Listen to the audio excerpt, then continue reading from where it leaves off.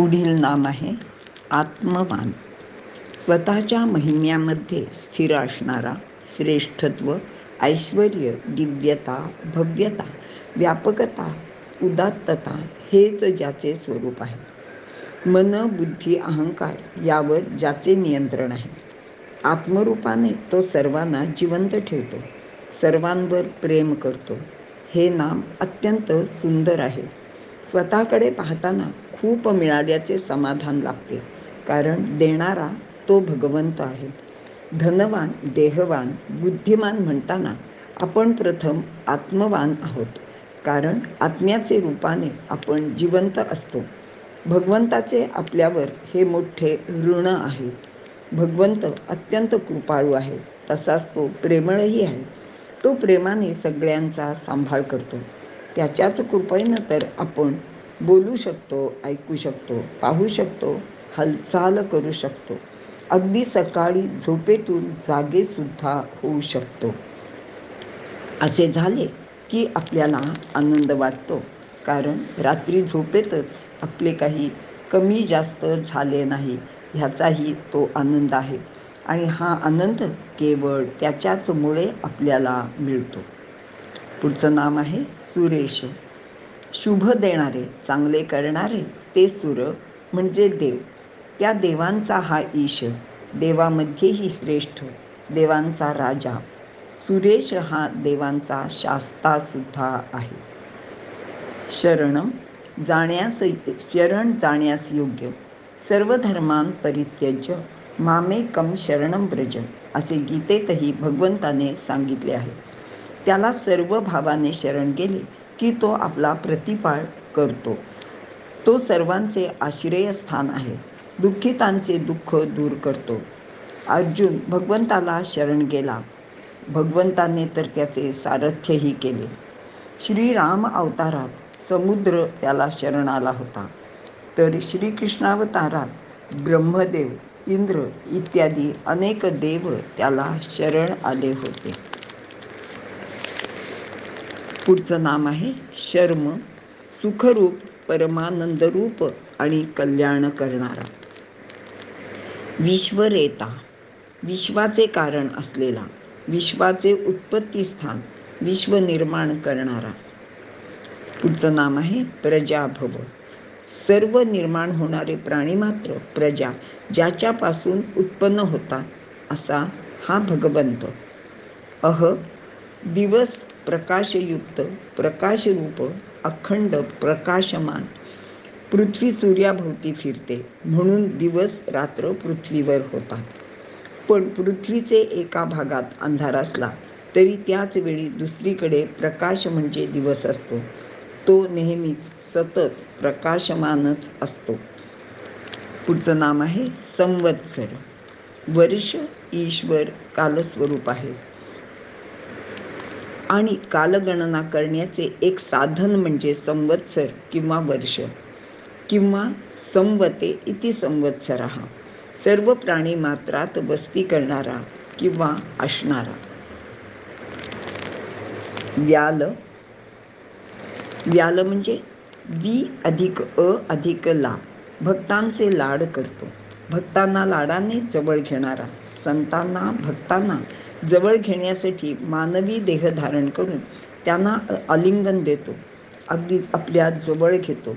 त्यांना मिठीत घेण्यासाठी त्याला 2 हात अपुरेच वाटतात, म्हणून तो चतुर्भुज होऊन येतो. ज्ञानदेव वर्णन करतात, दोवरी दोन्ही भुजा आलो घेऊनी, आलिंगवया लागुनी तयाचे अंग. तसंच व्याल म्हणजे एक अर्थ सर्प असाही आहे. सर्पाप्रमाणे हा पकडण्यास कठीण, म्हणजे याचे आकलन आपल्याला होणे अत्यंत कठीण आहे. ज्याला प्राप्त करून घेणे दुष्कर आहे असा हा व्याल. प्रत्यय, ज्याच्यामुळे वस्तूची वा भावाची उपयुक्तता वाढते. भाव म्हणजे आपल्या मनातला भाव बरं का. जो अनुभव संपन्न आहे, प्रज्ञेने युक्त आहे वा प्रज्ञास्वरूप आहे.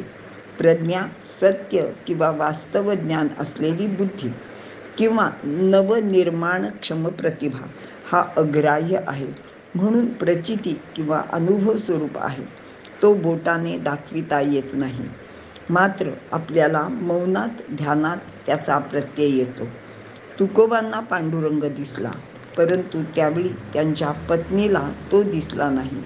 कारण अध्यात्म परमात्म साधन ही वैयक्तिकच बाब आहे आणि त्याचमुळे तुकोबांच्या सर्व साधनेचे फळ म्हणून तुकोबा एकटेच सदेह वैकुंठाला गेले. पुढचं नाम आहे सर्वदर्शन. ज्याला सगळे काही दिसते, ज्याला सर्वत्र डोळे आहेत, तो सर्व पाहतो. आपणही त्याला सर्वत्र पाहू शकतो. अजहा, जो जन्माला येत नाही, उत्पन्न होत नाही, कारण तो नेहमी असतोच. भक्तांवरील प्रेमासाठी भक्तांकडे जातो. राम अवतारात हा शबरी, जटायू इत्यादी भक्तांसाठी अयोध्या सोडून त्यांना भेटायला थेट दंडकारण्यात गेले होते. भक्तीचे सामर्थ्य भगवंताला भक्ताकडे खेचूनच आणते. सर्वेश्वर, सर्वात श्रेष्ठ, सर्वांच्या वर सत्ता चालविणारा, सर्वांना स्वतःच्या स्वाधीन ठेवणारा, सर्वांचे नियमन करणारा असा तो सिद्ध आहे. सिद्ध, ज्याला घडवावा लागत नाही, कुणीही घडवल्या वाचून जो स्वभावताच अस्तित्वात असतो. निष्पन्न करणे, बनविणे याची ज्याच्यासाठी आवश्यकता नसते, तो म्हणजे जो नित्यसिद्ध आहे, त्याला काही मिळवायचे नसते. साधनेने त्याचे मधील अंतर दूर करता येते. शरीरातील पंचकोशांचा निराश केला की तो तिथेच आहे. तो आनंदमय कोशाचे पलीकडे असतो. जसे पाण्यावर शेवाळे असते, त्यामुळे पाणी दिसत नाही, पण शेवाळे हाताने दूर केले तर पाणी आपल्याला दिसते, मिळते, कारण ते तिथेच असते. तसेच परमात्मा आहेच. साधनेने वासनेचे, त्रिगुणाचे शेवाळे दूर केले की तो आपल्याला सापडतो. सिद्धी, जो सर्व वस्तूंच्या ठिकाणी संविदक म्हणजे ज्ञानरूपाने राहतो व जो सर्वांपेक्षा श्रेष्ठ आहे, तो फलस्वरूप आहे, म्हणजे प्राप्त करून घेण्यास, मिळवण्यास एकमेव उचित किंवा योग्य असाच आहे. साधना करणाऱ्यांना तो सिद्धी देणार आहे. मात्र भगवंत प्राप्त करून घ्यायचा असेल तर मात्र या सिद्धींचा त्यामध्ये खरं तर व्यत्ययच येतो. मात्र या सिद्धी प्रवासातील मैलाचे दगडाचे काम करतात. पण आपल्याला पुढे जायचे आहे, म्हणून त्या मैलाच्या दगडापाशी आपण थांबायचे नाही. मात्र आपला मार्ग बरोबर आहे की नाही याची प्रचिती येण्यासाठी या सिद्धींचा आपल्याला उपयोग होतो. त्यांना ओलांडून आपण पुढचा मार्ग चालायचा असतो. पुढील नाम आहे सर्वादी. सर्व भूतांच्या आरंभी अगदी आधी असलेला असा हा अच्युत, स्वतःचे सामर्थ्य, स्वरूप, सौंदर्य, पराक्रम, श्रेष्ठत्व इत्यादी पासून जो कधीही च्युत होत नाही, म्हणजे ढळत नाही, घसरत नाही, किंवा आहे त्या पदापासून खाली येत नाही, तो भ्रष्टही होत नाही. सर्व काही तोच आहे. साधन सिद्धी सर्व तोच आहे. त्याचे मूळ स्वरूपापासून तो बदलत नाही. जसे सुवर्ण आपले रूप सोडत नाही. ज्ञानदेवांनी पुढील 2 ओव्यात या सुवर्णाबद्दल खूप सुंदर सांगितलेलं आहे. ते म्हणतात, सुवर्णाच्या चंडिका, सुवर्ण शिवळेची देखा, सुवर्णाच्या महिखा नाशू केला. तो देवल वसिया कडा, व्यवहारू गमला पुढा, वाचुनी शूळ महिष चामुंडा, सुवर्णची ते. आता इथे गंमत अशी आहे की सोन्याची देवी केली, सोन्याचाच महिष केला आणि त्या सोन्याच्याच त्रिशूळाने त्याला मारले. आता ह्यातील मूर्ती लक्षात घेतली तर ती देवाची आहे, पण ती मूर्ती मूळ कशाची आहे तर ती सोन्याची आहे. आणि हे जाणणारा कोण आहे तर तो सुवर्णकार म्हणजे सोनार आहे. सृष्टी, जीव, आकार वेगळे दिसले तरी त्याचे मूळ रूप एकच आहे. सिद्धी साधनांनी तो अच्युत जाणता येतो. वृषा कपी, सर्व कामनांचा वर्षाव करणारा, इच्छा पूर्ण करणारा जो धर्म, त्याला वृष असे म्हणतात. क म्हणजे जल, त्यातून पृथ्वीचा उद्धार केला म्हणून वराह स्वरूपी भगवंताला कपी असे म्हणतात. या दोन्ही गोष्टी एकत्र घेऊन महर्षी कश्यपाने भगवंताला वृषाकपी असे नाव दिले आहे.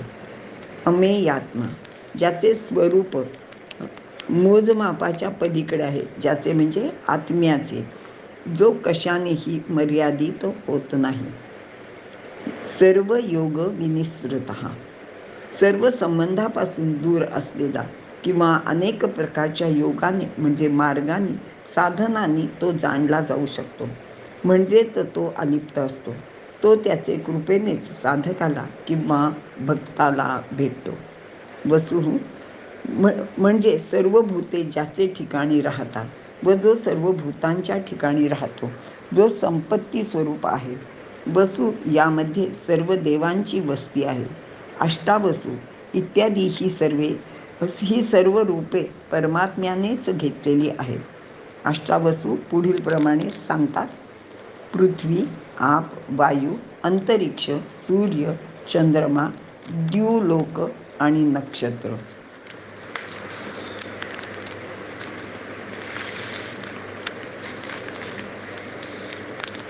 वसु मनः, वसु म्हणजे व्यापक, वसु म्हणजे वाणी. व्यापक विश्वमन म्हणजे मन निर्माण झाले, ती भगवंताची विभूती. इंद्रियाणाम मनश्चास्मी असे भगवंतांनी आपली विभूती सांगताना 10व्या अध्यायात आवर्जून सांगितलेले आहे. त्यापासून सर्वांचे ठिकाणी मन निर्माण झाले. ते पिंडात, ते ब्रह्मांडात, किंवा उलट जे जे ब्रह्मांडात आहे ते पिंडातही आहे. आपण विश्वरूपाचा एक अंश आहोत, म्हणून आपले मन विश्वमनाशी जोडले गेलेले आहे. ते एकसंध आहे. पण देहाचा पडदा मध्ये आहे, तो दूर केला तर मन एकसंधतेने कार्य करू शकेल. उपासनेने आत उतरणे, बाहेर पडणे दोन्हीही साधते. म्हणजेच आपण प्रत्येकाच्या मनाशी संधान साधू शकतो. मग इतरांच्या मनात काय चालले आहे ते सहज कळते. मात्र ती तरलता आपल्याजवळ यायला हवी, म्हणजे किंवा असायला हवी. वसु ह्याचा एक अर्थ असाही आहे की वसु म्हणजे संपत्ती, ऐश्वर्य, प्रशस्तता. ज्याचे मन ऐश्वर्यशाली, प्रसन्न आहे, म्हणजे कामक्रोधादी विकार वा कृपणता, निष्ठुरता असे दोष ज्याच्या मनाला स्पर्श करत नाहीत, असा तो वसुमन असलेला भगवंत आहे. सत्य, जो सत्य स्वरूप आहे, असत्याचा, खोटेपणाचा, मिथ्यत्वाचा अभाव आहे. जो सत्य स्वरूप आहे, असत्याचा, खोटेपणाचा, मिथ्यत्वाचा, अभावाचा स्पर्शही त्याला होऊ शकत नाही. किंवा सत म्हणजे मूर्त, त्यत म्हणजे अमूर्त, ही दोन्ही ज्याची रूपे आहेत. किंवा सत म्हणजे प्राण, त म्हणजे अन्न, य म्हणजे सूर्य. जो प्राण, अन्न, सूर्य यांच्या स्वरूपात असतो, तो जीवाला सांभाळतो. अन्न तोच देतो. अन्न आणि प्राण यांना लागणारी उष्णता सूर्याचे रूपाने आपल्याला मिळते. सत्येन धार्यते पृथ्वी, तपतो रविः. किंवा सज्जनांशी जो चांगल्या प्रकाराने वागतो, असा तो सत्य आहे. समात्मा, ज्याचा आत्मा म्हणजे मन सर्वांशी सारखे, म्हणजे रागद्वेष विरहित असते, किंवा सर्वांच्या ठिकाणी असलेला जो एकरूप आत्मा आहे. आई सर्व मुलांवर सारखेच प्रेम करते, पण एखाद्यावर थोडी जास्त करते. भगवंत म्हणतो की मी सर्वांशी सारखाच वागतो, पण प्रत्येकजण आपल्या कर्माचे फळ भोगतो. जे माझे होऊन राहतात त्यांची कर्मे मी माझ्या अंगावर घेतो. उदाहरणार्थ, अर्जुनाने आपले सर्वस्वच भगवंताला अर्पण केले होते, आणि अर्जुन हा त्याचा विशेष, अगदी जवळचा असा भक्त आहे. म्हणून त्याने स्वतःहून त्याचे सारथ्य केले. युद्धाचे वेळी स्वतः पुढे उभे राहून त्याचे रक्षण केले. जो त्याला मानत नाही अशा नास्तिकाला सुद्धा तो सांभाळतो. संमित, जो समस्त पदार्थांच्या साठ्याने ओळखता येऊ शकतो. असंमित असा शब्द घेतला तर जो सर्व पदार्थांनी परिच्छिन्न किंवा परिमित मर्यादित होऊ शकत नाही असा. सम, सर्व काळी सर्व देशी सारखेपणाने असलेला, कुठेही केव्हाही कोणत्याही विकाराने युक्त न होणारा, किंवा मा म्हणजे लक्ष्मी तिच्यासह असलेला. समा स सह मा म्हणजे लक्ष्मी. मया लक्ष्म्यासह वर्तते. भगवंत लक्ष्मीसह भक्ताकडे जातो कारण तो तिच्याच बरोबर असतो. अमोघ, ज्याचे पूजन, स्तवन, स्मरण इत्यादी केले असता ते कधीही वाया जात नाही. ते सर्वदा लाभदायकच होते. किंवा ज्यांचे संकल्प सत्यच ठरतात त्याचे पूजन, स्तवन कोणत्याही रूपात केले तरी ते वाया जात नाही. गजेंद्राने तळ्यातील एक फूल सोंडेने अर्पण केले. भगवंताने त्याची मगरापासून सुटका केली, त्याला मोक्ष दिला. इतकेच नाही तर त्याने गजेंद्राबरोबर त्याचा पाय पकडणाऱ्या त्या मगराला सुद्धा त्याच वेळी मोक्ष दिला.